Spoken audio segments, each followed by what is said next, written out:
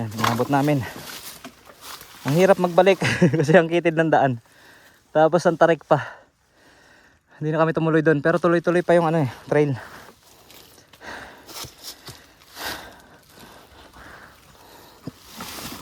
Balik muna natin si RF. Ito ang kabayo naman.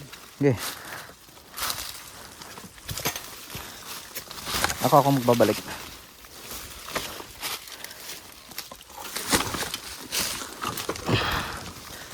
Wala nang mas makakagamay sa kanya kundi ako. Atras.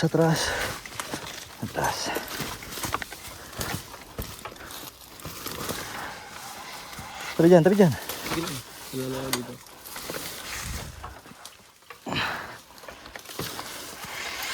Doon, yung gulong.